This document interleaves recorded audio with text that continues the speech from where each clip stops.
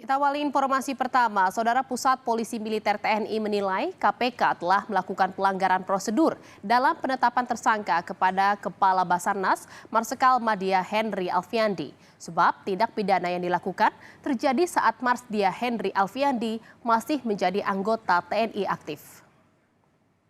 Tidak pernah. Komandan Puspom TNI Marsda Agung Handoko menyebut penetapan tersangka Kepala Basarnas oleh KPK telah menyalahi aturan. Saat penetapan tersangka, Puspom TNI hanya diberitahu oleh KPK bahwa kasus dugaan korupsi pengadaan barang di Basarnas telah dinaikkan ke tahap penyidikan. KPK tidak menyebutkan adanya penetapan tersangka kepada kedua perwira TNI itu. TNI menilai peristiwa itu terjadi saat Kepala Basarnas masih menjadi anggota TNI aktif, sehingga secara aturan hal itu merupakan wewenang penyidik militer. Tidak pernah. Saya izin jawab. Jadi menurut kami apa yang dilakukan oleh KPK untuk penetapan personil militer sebagai tersangka menyalahi ketentuan. Pertanyaan kedua, untuk Marsdia HA memang sudah memasuki masa pensiun. Tetapi tindak pidana tersebut terjadi pada saat beliau masih aktif. Jadi kita lihat tempus deliktinya, waktu kejadiannya. Jadi tetap berdasarkan tempus delikti, yang menangani adalah kewenangan ada di polisi militer. Demikian, terima kasih. Saudara, usai memberikan keterangan pers pada tadi, tim dari Mabes TNI mendatangi gedung KPK. Dan informasi selengkapnya kita akan bergabung dengan jurnalis Kompas TV, ada Valentina Sitorus.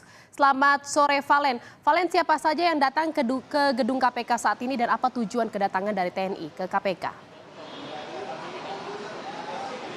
Iya, Jihan, selamat sore. Jadi memang tadi terpantau ini Pusat Polisi Militer TNI bersama jajaran ini telah tiba di Gedung Merah Putih KPK Jakarta. Ini tepatnya pada pukul 14:42 waktu Indonesia Barat, di mana dipimpin oleh Komandan Pusat Polisi Militer TNI Marsikal Muda Agung Handoko bersama jajaran. Tadi kami juga sempat menanyakan bahwa apa tujuan dari kedatangan jajaran Puspom TNI ke gedung KPK ini, tapi tadi tidak dijawab secara mendetail begitu. Marsda Agung langsung saja memasuki gedung yang diduga merupakan ruangan pertemuan antara pimpinan KPK bersama juga pihak-pihak tamu yang datang yang ingin juga melakukan pertemuan. Kami juga tadi sempat menanyakan apalagi yang dipermasalahkan oleh Puspom TNI sehingga datang ke gedung KPK ini.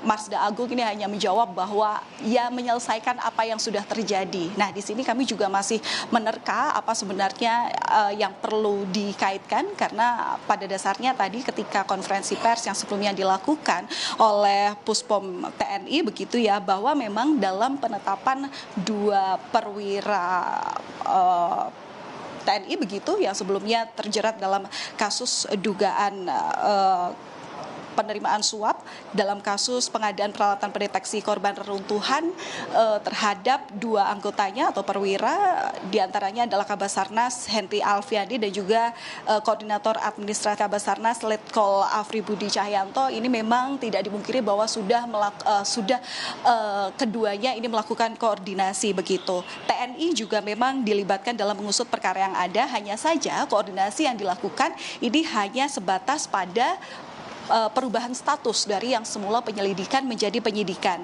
Kemudian saat KPK menetapkan tersangka dalam kasus tersebut tidak ada koordinasi lebih lanjut dengan TNI.